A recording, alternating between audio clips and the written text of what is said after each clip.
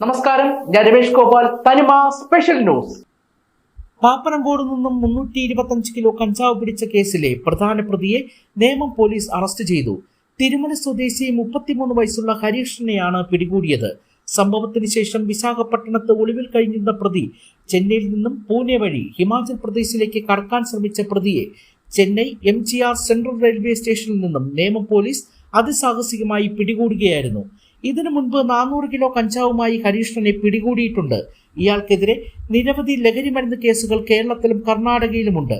ഹരീഷിന്റെ കൂട്ടാളിയായ പൂജപ്പുര സ്വദേശി അലനെ 240 കോടി രൂപയുടെ ഹാഷിഷ് ഓയിലുമായി ഒറീസ പോലീസ് അടുത്തിടെ പിടികൂടിയിരുന്നു. Thiruvananthapuram city DCP, fort assistant commissioner, Nemom SHO എന്നിവരുടെ നിർദ്ദേശപ്രകാരം Nemom police station SI Santhosh Kumar, senior civil police ഓഫീസർമാരായ വിനീത്, വിജി, സജീവ്, സിവിൽ പോലീസ് ഓഫീസർമാരായ വിവേക്, അജു എന്നിവരടങ്ങുന്ന സംഘമാണ് പ്രതിയെ പിടികൂടിയത്.